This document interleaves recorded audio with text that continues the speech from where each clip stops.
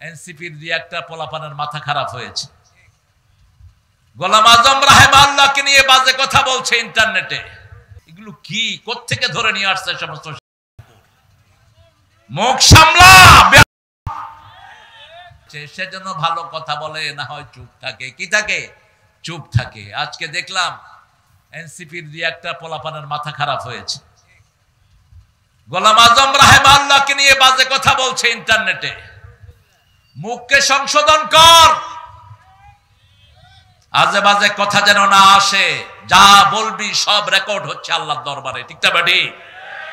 গোলাম আজম নাকি সরকারি ছিলেন। হাসিনার মতো বেয়াদব 40-50 বছর ঘাইটা একটা মামলা তার বিরুদ্ধে দাঁড়া করাতে পারে নাই।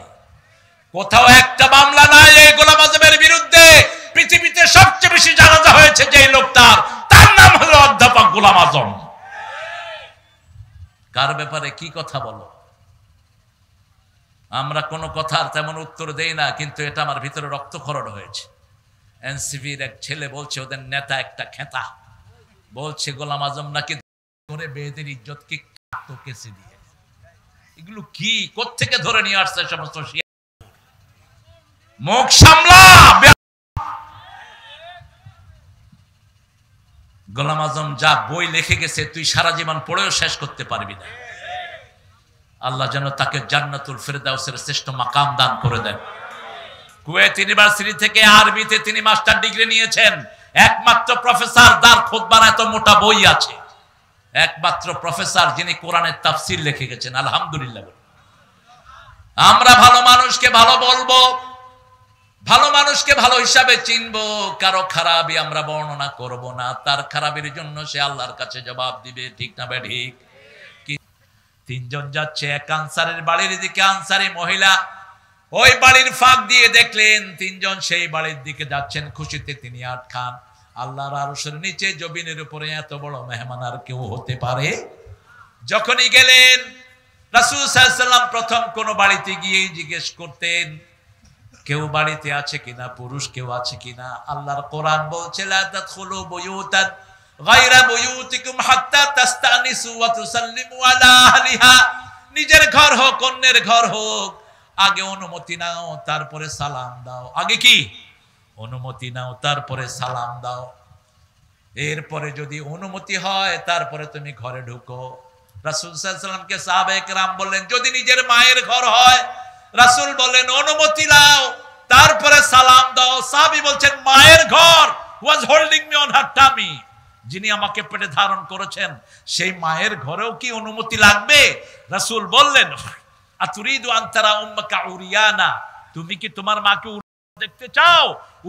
দেখতে না চাইলে মায়ের ঘরে ঢুকতেও কি লাগবে? দুই মেয়ে যেন একই খেতার নিচে না ঘুমায়, দুই যুবক ছেলে যেন একই লেপের নিচে না ঘুমায়। 5 বছর বয়স হলে ছেলে মেয়েকে আলাদা করে দেন। কয় বছর?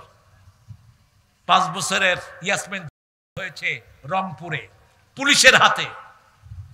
5 বছর মেয়েকে কোন ছেলের কাছে প্রাইভেট পড়তে দিয়েন না, কো-এডুকেশন বাদ দিয়ে দেন যদি নিজের মেয়েকে সম্বরণ করতে চান। আজকে ফিতনার আর কোনো শেষ নাই। ঠিক না ঠিক? ইন্টারনেট খুললে দেখা যায় কি জঘন্য অবস্থা। এক বেটা মেয়েদের মাদ্রাসা, সেখানে বাথরুমে বসাইছে সিসি ক্যামেরা। মানুষের অধপতন কতটা নিচে নেমেছে একে ধরে। 7 বছরের মেয়ে বাথরুমে গিয়ে দেখে কোনায় ক্যামেরা। মেয়ে আস্তে করে উঠে এসে তার আব্বাকে বলছে। আব্বা দৌড়িয়ে গিয়ে দেখে ওই হুজুর ভিতরে বসে দেখছে ওখানে কে যায়। কত না নেককার। ভেকারুনেসা স্কুলের অসংখ্য মেয়েকে হিন্দু টিচার ঘরে প্রাইভেট পড়ার নাম দিয়ে তাদের সর্বনাশ ইজ্জত লুণ্ঠন করেছে। হাসিনা তার কোনো বিচার করে নাই। এই সবগুলোর বিচার হবে যদি ইসলাম ক্ষমতায় আসে। ঠিক না ঠিক? ফাতেমা নামে এক মেয়ে চুরিতে ধরা পড়লো মদিনায়। সাহাবায়ে কেরাম এসে বলছেন ইয়া রাসূলুল্লাহ, একটা সম্ভ্রান্ত পরিবারের মেয়ে অত্যন্ত দামি পরিবার, উঁচু পরিবারের মেয়ে। রাসূলের চেহারা আগুনের মতো লাল হয়ে গেল। রাসূল বললেন, লাউ কানাত বিনতে মুহাম্মদ ফাতেমা, যদি আমার মেয়ে ফাতেমা হতো তার হাত কাটতে এতটুকু দ্বিধা আমি করতাম না।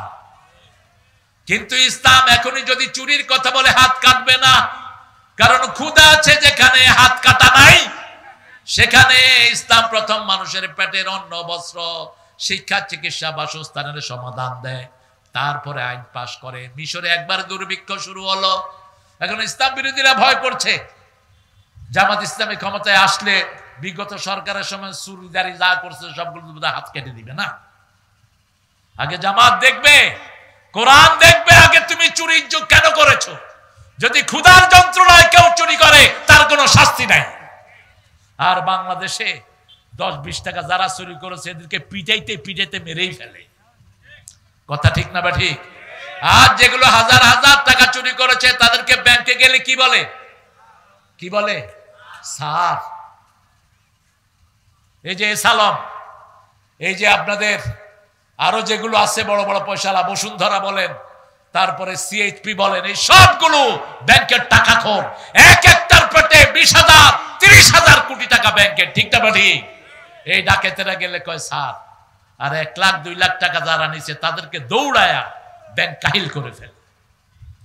রাসূল সাল্লাল্লাহু আলাইহি ওয়াসাল্লাম কি সুন্দর করে ইসলামী আইন প্রতিষ্ঠিত করে দিয়েছেন। আমরা সেভাবে ইসলামী আইনের আন্ডারে থাকতে চাই, রাজি আছি না নাই? ইসলামের আইন যেমন, আল্লাহর সূর্য যেমন সবাইকে সুন্দরভাবে আলো দেয়, আল্লাহর বাতাস যেমন সবাইকে সুন্দরভাবে আলোকিত করে, ঠিক তেমনি ভাবে কোরআনের আইন যেখানে আসবে সেখানে মানুষের মধ্যে কোনো বৈষম্য সৃষ্টি হবে না। সেজন্য ইসলাম আছে যেখানে আমরা আছি, কোরআন থাকবে যেখানে আমরা আছি। সুম্মাল্লাযীনা বিরাব্বিহিম ইয়াদিলুন, কাফেররা আল্লাহর সাথে শরীক করে। আল্লাহ এত কিছু সৃষ্টি করেছেন, মাথা একটা বানিয়েছেন, ব্রেন একটা বানিয়েছেন, এই একটা ব্রেন দিয়ে সারা শরীরটাকে কন্ট্রোল করে দিচ্ছেন কে? আল্লাহ। কয়জন? আরো জোরে বলেন। আপনি যখন পার্লামেন্টে একজনকে আইনদাতা বানান তখন আল্লাহর জায়গায় আপনি তাকে রাখেন, ঠিক না ঠিক? শিক্ষা আইন চলবে একমাত্র আল্লাহর পদ্ধতি অনুযায়ী। আল্লাহ বলছেন যেভাবে শিক্ষানীতি চলবে সেইভাবে শিক্ষানীতি চলবে। আল্লাহ বলছেন শিক্ষার শুরুতে থাকবে কার নাম? ইকরা বিসমি রাব্বিকাল্লাযী খালাক, খালাকাল ইনসানা মিন আলাক, ইকরা ওয়া রাব্বুকাল আকরাম আল্লাযী আল্লামা বিল। দলিল ছাড়া আল্লাহ কথা বললেন না। ইকরা বিসমি রাব্বিকাল্লাযী খালাক, তোমার রবের নামে পড়ো, কারণ তিনি তোমাকে সৃষ্টি করেছেন। মরিস বুকাইলি, তিনি ছিলেন ডক্টর মরিস বুকাইলি, পৃথিবীর একজন শ্রেষ্ঠতম গাইনোকোলজিস্ট। তিনি চিন্তা করলেন, I must get the solution from Almighty, আমার সমাধান নিতে হবে আল্লাহর কাছ থেকে। বাইবেল ঘাঁটলেন, বাইবেলে মানুষের সৃষ্টি তত্ত্ব কিছুই নেই। তিনি চিন্তা করলেন না, আমি ইসলাম ঘাঁটব। কিন্তু ইসলাম যদি মোল্লাদের কাছে যাই, কোন হুজুরের কাছে যাই, হুজুর তার মতো করে আমাকে ইসলাম শিখায় দিবে। তিনি চলে গেলেন সৌদি আরব। তিনি আরবি শিখলেন। আরবি শিখে মানুষের উৎস কি সৃষ্টির তিনি এটা খুঁজতে লাগলেন। খুঁজতে খুঁজতে তিনি কোরআনের প্রথম সূরা নাজিল হওয়া সূরা যখন নিলেন, সূরা আলাম, সেটা 2 লাইন পড়ে তিনি দেখেন আল্লাহ শুরুতেই সৃষ্টির তত্ত্ব বর্ণনা করছেন। ইকরা বিসমি রাব্বিকাল্লাযী খালাক, খালাকাল ইনসানা মিন আলাক, তোমাকে ঝুলে থাকা এক খণ্ড রক্ত থেকে আমি আল্লাহ তৈরি করে দিয়েছি। তিনি এবার আরো পড়তে লাগলেন, সূরা তারিকে ঢুকলেন। ফালিয়ানজুরিল ইনসান মিম্মা খুলিক, খুলিকা মিম্মা ইনদাফিক ইয়াখরুজু মিন বাইনিস সুলবি ওয়াত তারাইব। এবার তিনি দেখলেন আল্লাহ বলছেন মানুষের দেখা দরকার কোন জিনিস থেকে আমি তাদেরকে বানিয়েছি। আমি তাকে বানিয়েছি 1 ফোঁটা টপকে পড়া পানি থেকে। খুলিকা মিন মাইন দাফিক ইয়াখরুজু মিন বাইনিস সুলবি ওয়াত তারাইব। মানুষের পিঠের সিঁড়ি দ্বারা পুরুষের আর মেয়েদের পাঁজরের হাড় থেকে এই পানিটা বেরিয়ে আসে। এই 2টা পানি যখন সংমিশ্রণ হয় সেখানে সন্তান জন্ম নেয়। আজকের ডাক্তাররা পরীক্ষা করে দেখেছে একটা শুক্কিটের ভিতরে 1 ফোঁটা পানির ভিতরে 3 লক্ষ মানুষের প্রাণ থাকে। কয় লক্ষ? 3 লক্ষ। সেখান থেকে আল্লাহ বাছাই করেন, করতে করতে কাউকে 2টা, কাউকে 3টা, কাউকে 4টায়। পৃথিবীর সবচেয়ে হাইস্ট রেকর্ড ক্যালিফোর্নিয়ার এক মেয়ের পেটে একসাথে 12টা সন্তানের জন্ম হয়েছে। 12টা হাইস্ট রেকর্ড। বাংলাদেশে 7টা। আর আল্লাহ যাকে চায় কোন সন্তান দেন না, ইয়াজআলুহু আকিমা, তাকে বান্দা করে রেখে দেয়। ছেলে হলেও রহমত, মেয়ে হলেও। এখন খুব আলোচিত একটা ঘটনা, তার স্ত্রী বলছে আমার পেটে আবার যখন মেয়ে হলো তখন থেকেই আমার স্বামী আমার বিরুদ্ধে লেগেছে। অথচ ছেলে মেয়ে এগুলো দেয়ার মালিক কে? জোরে বলেন আল্লাহ। আজকের মেডিকেল সায়েন্স একটা জিনিস ধারণ করেছে, ছেলের মধ্যে থাকে একটা ই, আর মেয়ের মধ্যে থাকে 2টি জিনিস থাকে, ক্রোমোজোম এক্স এবং ওয়াই। মেয়ের ভিতরে সব কি? এক্স। আর পুরুষের থেকে যদি ওয়াই আসে, ওয়াই এক্স মিলে সন্তানটা কি হয়? ছেলে হয়, এক্স ওয়াই। আর যদি শুধু মেয়েরটা প্রাধান্য পায় তাহলে ডাবল এক্স মিলে সন্তানটা হয় মেয়ে। এটা কারো হাতে নয়, এটা কার হাতে? বগুড়ার এক লোক, এক ঘরে গেলাম, 7 জন মেয়ে। ঘরটা, যে কোনো মেয়ের ঘরে গেলে দেখবেন ঘরটা খুব পরিচ্ছন্ন, ঘরটা খুব গোছানো। আর পুরুষ যেই ঘরে বেশি, ঘরটা খুব অগোছালো, এখানে জাইঙ্গা থাকে, এখানে স্যান্ডেল, কোনো গোছ গাছ নাই।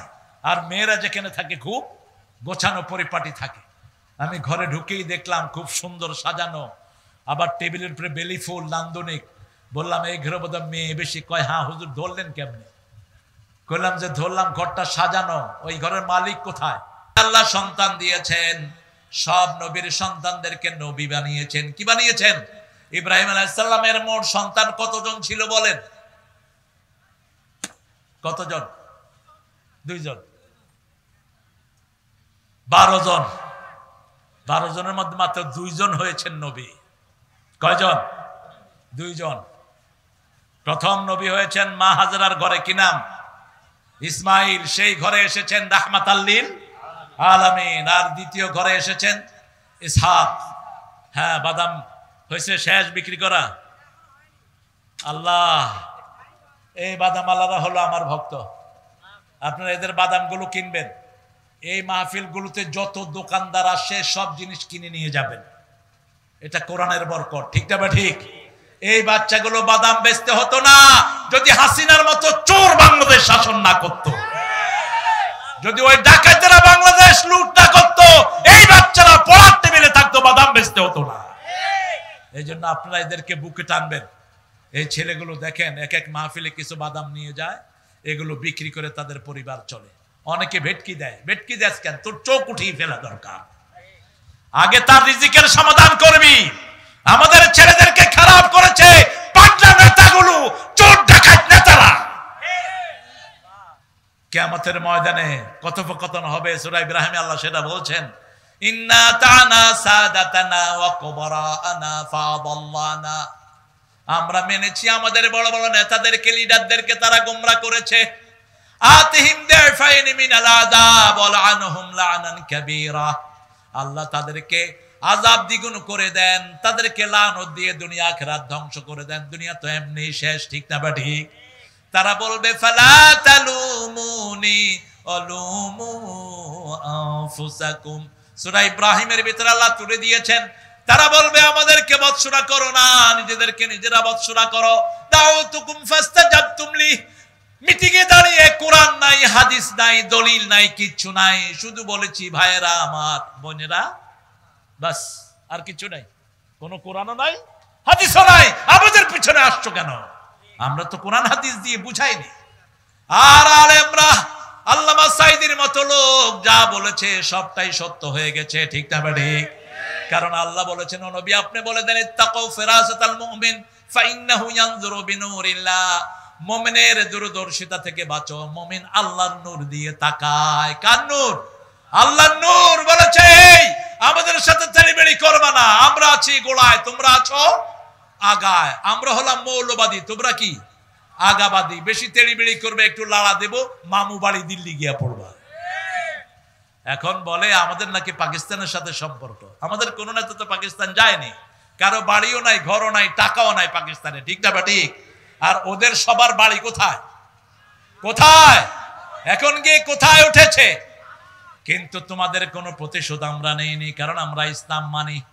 আমরা তোমাদের একজনের গায়ে আঘাত করি নাই, তোমাদের কষ্টে তোমরা ভেগে গিয়েছো, ঠিক না ঠিক? চুরি করে যারা শান্তিতে নাই, আর ভালো থাকে যারা শান্তিতে থাকে, তারা আল্লাহ বলে দিয়েছেন ইন্নাল আবরারা লাফি নাঈম ওয়া ইন্নাল ফুজ্জারা লাফি জাহিম। নেককাররা সব সময় শান্তির ভিতরে থাকে, নিয়ামতের ভিতরে থাকে। মাহফিলে এসছেন, নিয়ামত আছে না নাই? এক একজনের সাথে লক্ষ ফেরেশতা আপনার বাপের নাম ধরে, আপনার নাম ধরে আল্লাহর কাছে গুনাহ মাফ চাচ্ছে।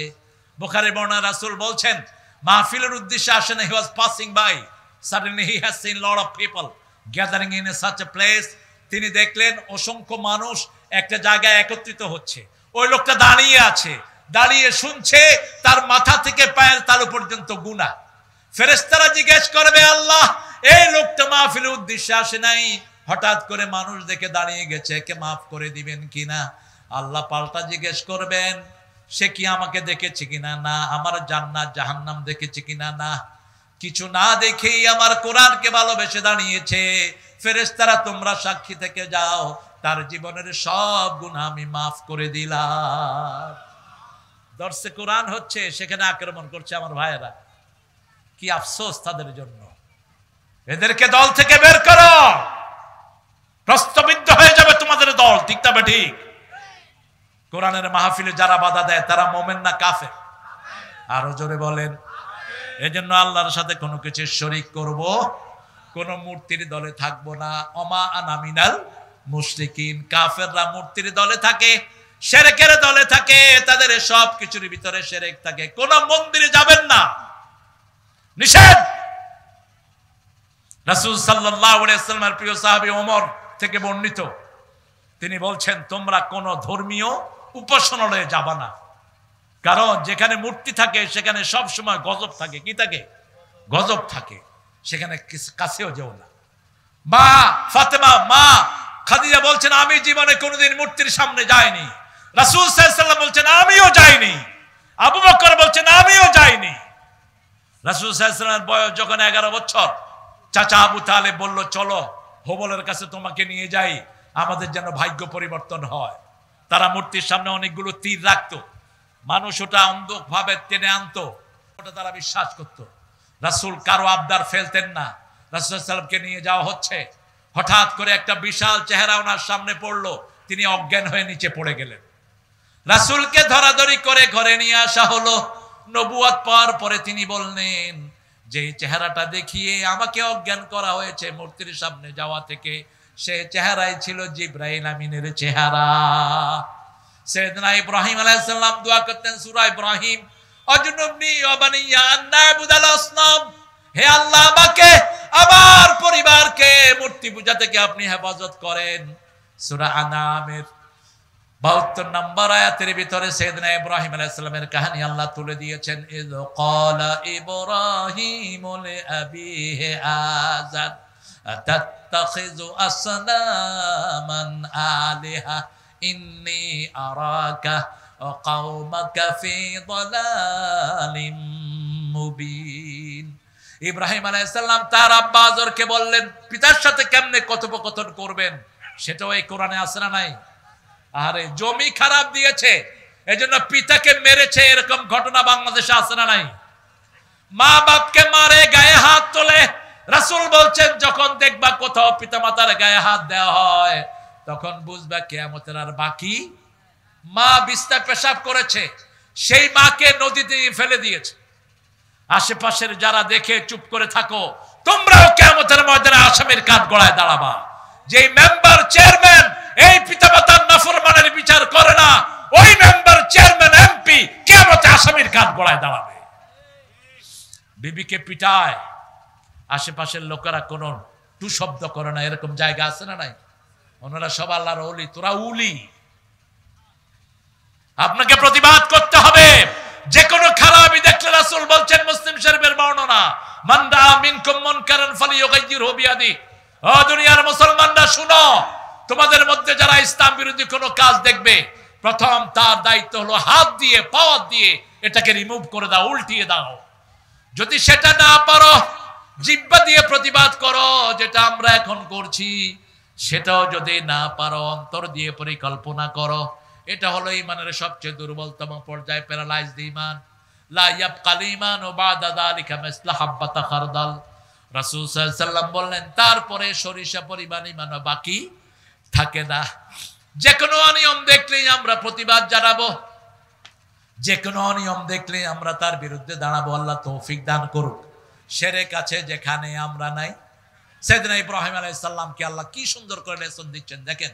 ওয়াকাযালিকা নুরি ইব্রাহিমা মালাকুতাস সামাওয়াতি ওয়াল আরদ ওয়ালিয়াকুনা মিনাল মুকিনিন। আসমান জমিনের সব, আচ্ছা আপনাদের কষ্ট হচ্ছে নাকি? থাকবেন সারা রাত? সারা রাত থাকবেন তো ইনশাআল্লাহ? আপনারা সারা রাত থাকবেন, আমি একটু পরে চলে যাবো ইনশাআল্লাহ। দিছেন তো এই যে ফাঁসার টাইমে, কত আগে আসছি, আমার মাহফিলগুলো তো বন্ধ করে দেওয়া ছাড়া আমাদের উপায় দেখতেছি না। রাতে এশার পরে রাসূল জীবনে কোনো মাহফিল করেন নেই, সারা জীবনে একটাও না। তিনি ঘৃণা করতেন রাতে কথা বলাকে। এশার পরে সময়টা শুধু বিবিদের জন্য থাকতো। এশার পরে আগে ঘুমটাকে অপছন্দ করতেন। কানা ইয়াকরাহুন নাওম ক্বাবলাল ইশা ওয়াল হাদিসা বা'দা। এশার পরে কথা বলা অপছন্দ করতেন। তা আমি কমিটিকে ইনশাআল্লাহ আসামের কাঠগড়ায় দাঁড় করিয়ে দেব। আর এরও ধর্ম এত সময় লম্বা করলো কেন? হাবিব ভালো মানুষ, ও তো কমিটির কথা অনুযায়ী চলতে হয়। কমিটিগুলো দুষ্ট হয়, মানুষ কিন্তু আগেই চলে আসে, কিন্তু কমিটি দেয় না আমাদেরকে। ইব্রাহিম আলাইহিস সালাম রাতে মিটিমিটি তারা জ্বলছে, দেখে যে অনেকে তারার পূজা করে। এখনো তারার পূজারি আছে না নাই? চাঁদের পূজারি, সূর্যের পূজারি আছে না নাই? ফালাম্মা জান্না আলাইহিল লাইলু রাআ কাওকাবান ক্বালা হাযা রাব্বি ফালাম্মা আফালা ক্বালা লা উহিব্বুল আফিলিন। মিটিমিটি তারা জ্বলছে, লোকেরা বলছে এটা আমার রব। ইব্রাহিম আলাইহিস সালাম দেখলেন তারা ডুবে যায়, তিনি বললেন যেটা ডুবে যায় সেটা কখনো রব হতে পারে? ছোটবেলা থেকেই গবেষক, সব নবীদের চেয়ে শ্রেষ্ঠ বিচক্ষণ নবী সাইয়েদনা ইব্রাহিম আলাইহিস সালাম। এত সুন্দর প্রশ্ন তিনার হৃদয়ে জাগতো। তিনি যখন 2 বছরের শিশু, তখন মাকে জিজ্ঞেস করেন, মা তোমার রব কে? কয় আমার রব তোমার আব্বা। কয় আব্বার রব কে? কয় নমরুদ। কয় আম্মা আমি আব্বার রবকে একটু দেখতে যাব। ছোট্ট ইব্রাহিম 2 বছরের, কিন্তু দেখতে দেখা যেত 3 বছরের। দেখতে কি দেখা যেত? 3 বছরের। নবীরা 3 মাসে 5 মাসের বয়স বাড়ে। অন্য শিশুরা 5 মাসে যা বাড়ে, নবীদেরকে 8 মাসে সেরকম 8 মাসের শিশুর মতো লাগতো। ইব্রাহিম আলাইহিস সালামকে নিয়ে যাওয়া হলো। কয় রব কই? কয় ওই যে বৈশা রয়েছে এটা রব। তিনি বলেন এত বিশ্রী কেন? আমার আব্বাই তো হে রবের থেকে অনেক সুন্দর। মা মুখ চেপে ধরছে। ইব্রাহিম আলাইহিস সালাম বলছে এটাই বোধহয় সেই শিশু ইব্রাহিম আলাইহিস সালাম আব্বা, যেই শিশুর স্বপ্ন দেখেছে নমরুদ। নমরুদ স্বপ্ন দেখেছে আকাশ থেকে একটা তারা তার প্রাসাদের উপর পড়েছে, প্রাসাদ ভেঙে চৌচির হয়ে গেছে। লোকেরা বলছে এমন এক শিশুর জন্ম হবে, যে শিশুর জন্মতে তোমার সবকিছু কি হয়ে যাবে? তছনছ হয়ে যাবে। তিনি যখন তারা ডুবে গেল, বললেন এটা আমার রব নয়। এবার চাঁদ উঠলো। ফালাম্মা রাআল কামারা বাযিগান ক্বালা হাযা রাব্বি ফালাম্মা আফালা ক্বালা লা ইন লাম ইয়াহদিনি রাব্বি লা আকুনান্না মিনাল কওমিদ দাল্লিন। যখন চাঁদ ডুবে গেল, তিনি বললেন আল্লাহ হেদায়েত আপনি দেয়া ছাড়া হেদায়েত কারো পক্ষে সম্ভব নয়। এখানে এটা বলা যাবে না নবী গোমরা ছিলেন, তাকে আল্লাহ হেদায়েত দিয়েছেন। কোন নবী জন্মসূত্র থেকেই গোমরা ছিলেন না। জন্মসূত্র থেকে সব নবীরা নবী। সব নবীরা কি?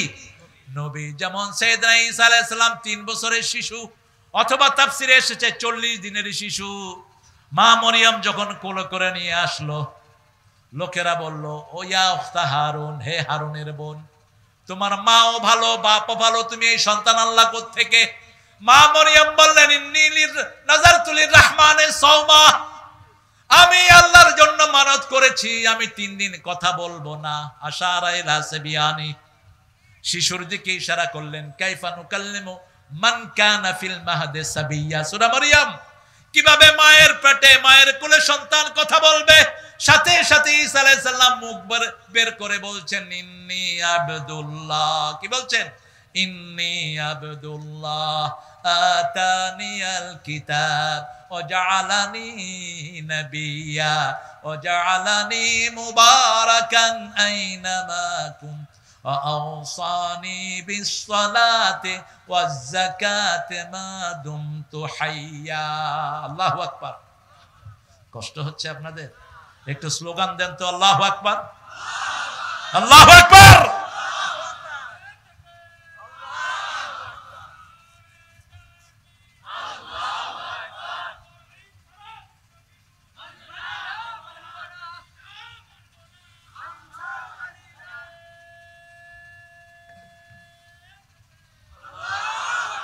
স্লোগানে খুশি হলেন রে। এই যে মাছ খায় না কি খায় আল্লাহ জানে, একটু গলা ছেড়ে স্লোগান দেন তো, দেন।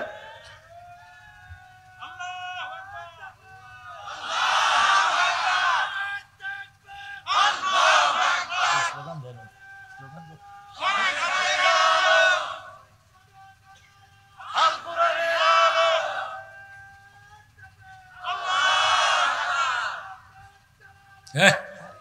থাক, দালালের দরকার নাই, এমনি বাঁচছে। তোমার স্লোগান দিলে মারাই যাবে শেষ, এমনি ভয় আছে মিয়া, পাওয়া যায়। এখন তো বাড়ি চালা দিয়েও পাওয়া যায় না, গেল কই? এত নেতারা গেল কই?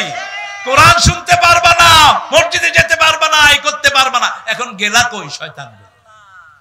কত আলেমরে কষ্ট দিয়েছো। হামজার বিরুদ্ধে যে সমস্ত হুজুররা কথা বলে, জিহ্বা টেনে ছিঁড়ে ফেলা দরকার। হামজার খবর জানোস বেয়াদবেরা? এই হামজার ঠ্যাং নিচের দিকে দিয়া মাথা উপরের দিকে দিয়ে রাখা হয়েছে 11 ঘন্টা। হামজার শরীরে এমন কোন জায়গা নাই যেখানে অত্যাচার করা হয়। 3টা বছর অমানসিক নির্যাতন সহ্য করেছে হামজার ডাক্তার বলেছে 3 মাস 6 মাস বিছানায় শুয়ে থাকবেন, তারপরে উঠে কথা বলবেন। কিন্তু মানুষের ভালোবাসা, মানুষের পিড়িতে প্রতিদিনই তাকে মাঠে আসতে হয়। আল্লাহ তার শরীরটাকে ভালো করে দেন। যিনারা কথা বলেন ওনারা কোনোদিন পুলিশের ভেস্কিও খান নাই, ওনারা হলেন সুবিধাবাদ জিন্দাবাদ। বিগত সরকারের আমলে যারা মামলা খায় নেই, ওরা ওদেরই পাঁচটা কুত্তা দালাল। কার বিরুদ্ধে কথা বলো, কথা ঠিক করে বলবা। আমাদের এক এক নেতা বিরুদ্ধে শত শত মামলা আছে না নাই? মামলার চোটে আমরা বাড়িয়ে ঘরে থাকতে পারে নাই। গোলাম পরওয়ারকে চিনেন তো? কিনা কি কে? জামাতের কি? পা নিচের দিকে দিয়ে মাথা উপরে, হাং উপরে, পা নিচে, সারা অঙ্গে পিটিয়েছে, রক্তগুলো মুখ চুষে চুষে পড়েছে এই গোলাম পরওয়ারের। শুধু তাকে একা মারা হয়নি, তার সব ভাইকে অ্যারেস্ট করে জেলখানায় অমানসিক নির্যাতন করা হয়েছে। আল্লাহ, এই রক্তের উপরে তুমি আমাদের কোরআনকে কায়েম করে দাও। আরো চিৎকার করে বলো না আমিন। যতজন কোরবানি দিয়েছে আল্লাহ সবাইকে কোরবানির উপর, সবার কোরবানির উপর বাংলাদেশে তুমি কোরআনকে কায়েম করে দাও। আমরা কারো দুশ্মন নই, এই জন্য আমরা কারো গায়ে হাত দেই না। আমরা চাই সবাই আল্লাহর কোরআনে আসুক, ঠিক না বা ঠিক? সেই কোরআনে আসার জন্য ইব্রাহিম আলাইহিস সালাম ছাড়া বাঁচার কোনো উপায়। তিনি যখন দেখলেন সূর্য বড় হয়ে উঠলো, এবার তিনি আরো সুন্দর করে বললেন, ফালাম্মা রাআশ শামসা বাযিগাতান ক্বালা হাযা রাব্বি হাযা আকবার ফালাম্মা আফালাত ক্বালা ইয়া কওম ইন্নী বারিয়ুম মিম্মা তুশরিকুন ইন্নী ওয়াজ্জাহাতু, পড়েন, ইন্নী ওয়াজ্জাহাতু ওয়াজহিয়া লিল্লাযী ফাতারাস সামাওয়াতি ওয়াল আরদ হানিফান ওয়া মা আনা মিনাল মুশরিকিন। 5 ওয়াক্ত নামাজে হাত বেঁধে রাসূল এই দোয়াটা পড়তেন, ইন্নী ওয়াজ্জাহতু, আমি আমার মুখ ফিরিয়ে দিচ্ছি ওই মুখের দিকে যিনি আকাশও সৃষ্টি করেছেন, জমিনও সৃষ্টি করেছেন। একাগ্র চিত্তে আমার সাথে শিরকের কোনো সম্পর্ক নাই। মূর্তি আছে যেখানে আমরা নাই সেখানে, শিরক আছে যেখানে আমরা নাই সেখানে। কদম বুসি মানুষের সেজদা নেয় শয়তানগুলো প্রকাশ্যে, এগুলো আবার আলেম, এগুলোকে বলে মানুষে আলেম। নোংরা মুশরিক মাথা নত করে তোর পায়ের সামনে যায় যখন, তুই ধরস না কেন মূর্খ?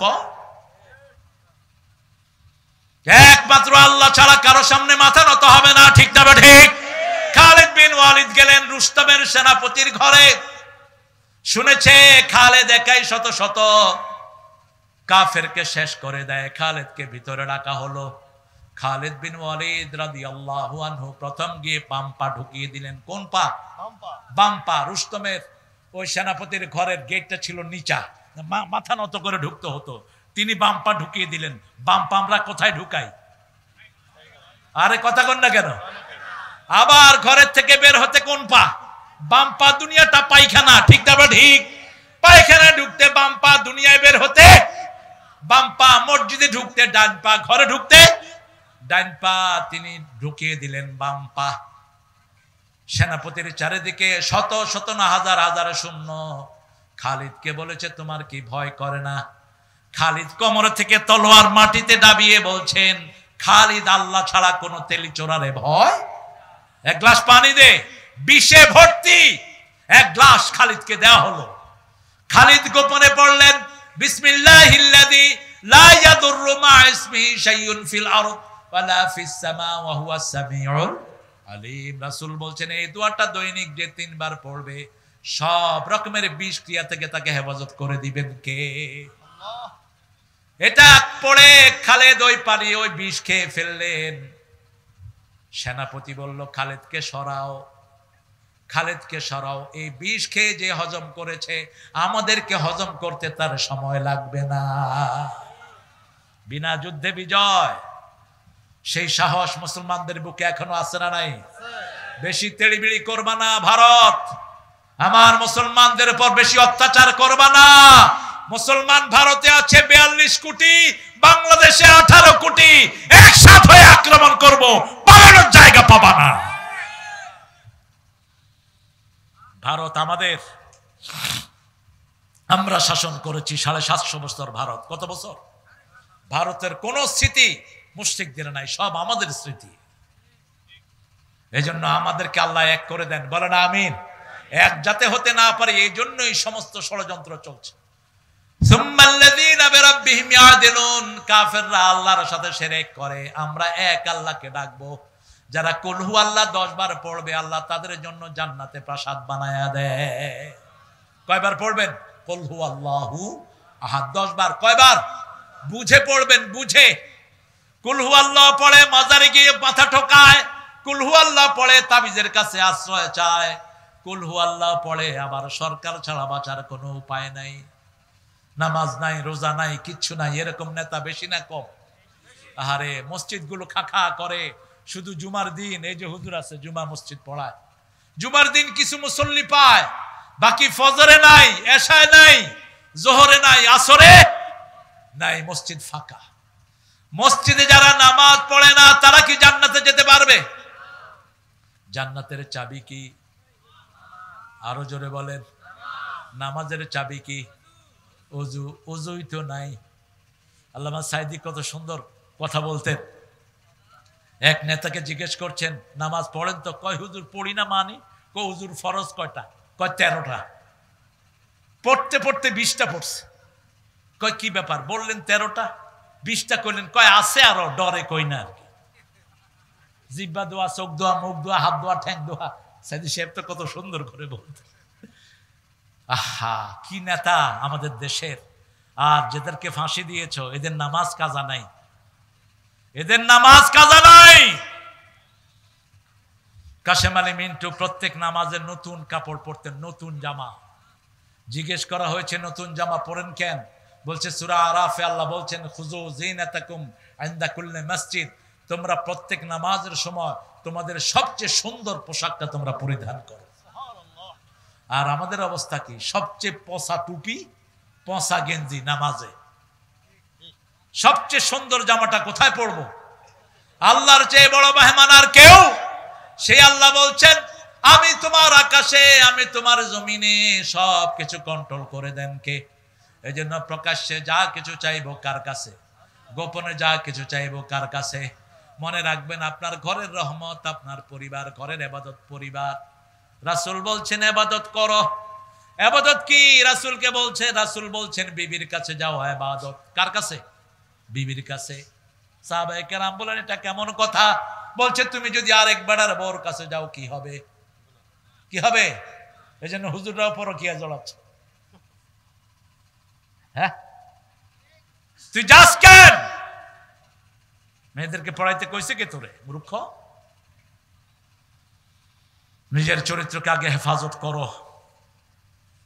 অন্যের কাছে দোষ দেওয়ার আগে আগে নিজের দিকে তাকাও। ঠিক না ঠিক? আপনি আপনার সীমানা লঙ্ঘন করবেন না।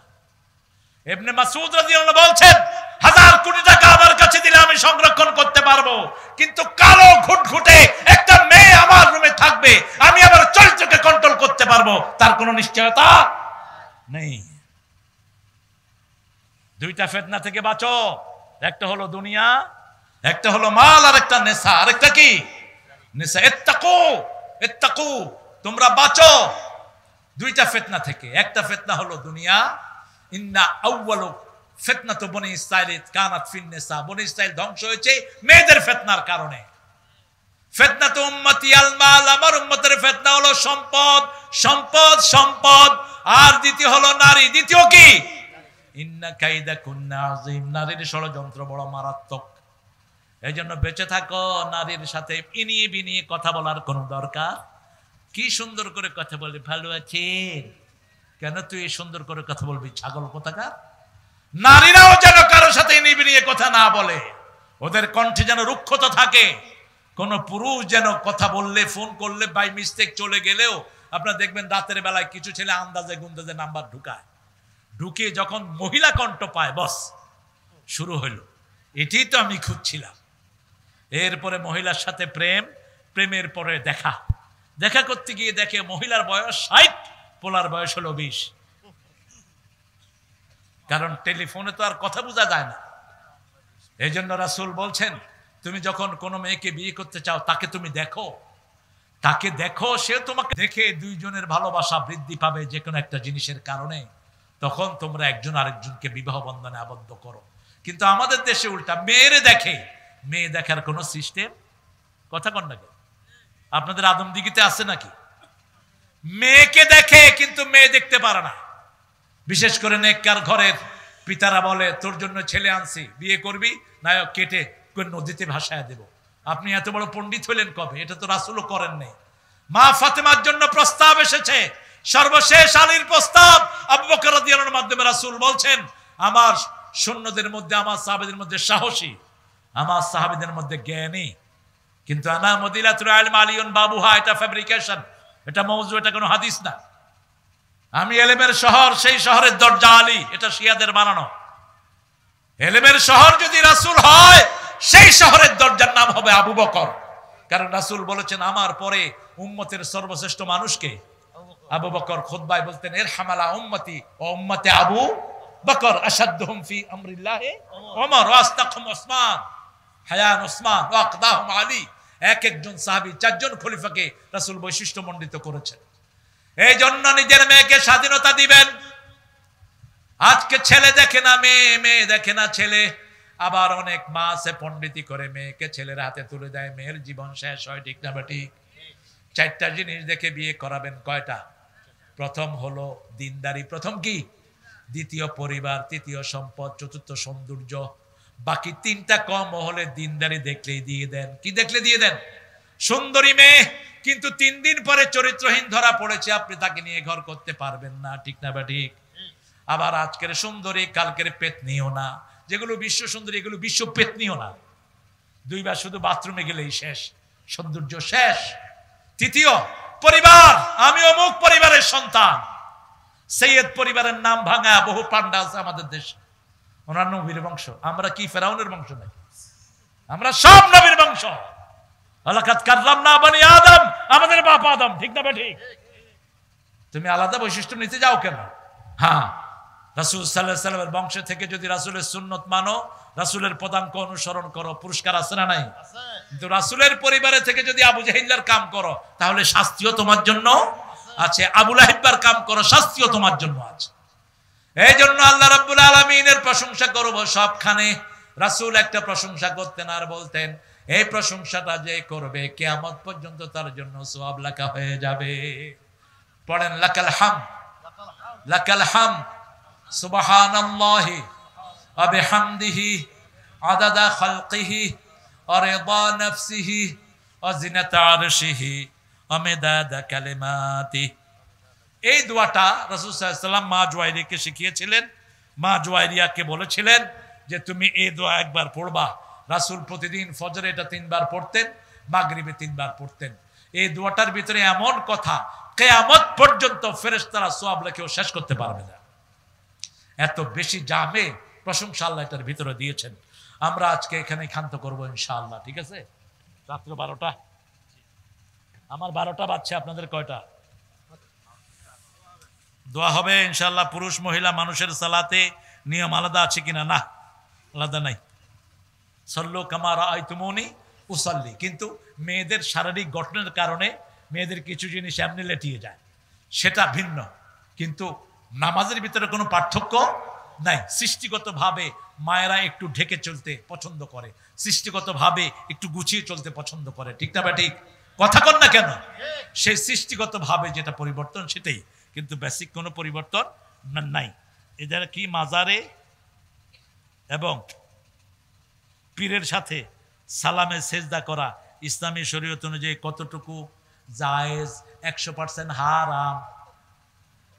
100% কি পীরের সেজদা করা? 100% কি? ওই পীর ও মুশরিক যেটা করছে এটাও মুশরিক।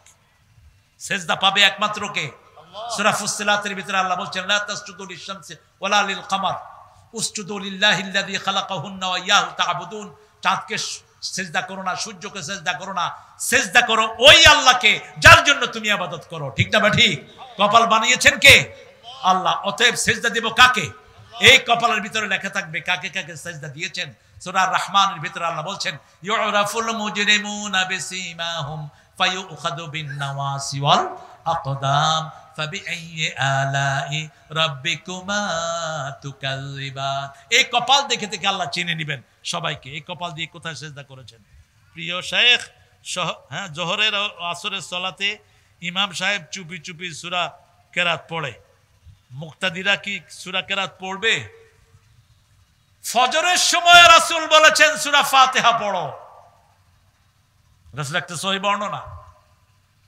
তবে 3টা মত এই ব্যাপারে আছে। ইমাম মালিকের মতটা আমার কাছে ভালো লাগে বেশি। তিনি বলেছেন ইমাম যখন পড়বে তখন তোমরা শুনো, তখন তোমরা শুনো। আর ইমাম শাফিঈ, ইমাম আহমদ ইবনে হাম্বল বলছেন ইমাম যখন পড়বে তখনও তোমাদের পড়তে হবে। আর ইমাম আবু হানিফা বলেছেন কেরাতুল ইমামে কেরাতুল মুসল্লিন, ইমাম যখন কেরাত পড়ে তোমরা শুনো, কারণ ইমামের কেরাতে মুসল্লির কেরাত হয়ে যায়। তবে পড়াই উত্তম। পড়াই কি উত্তম? পড়লে আপনার লাভ কি?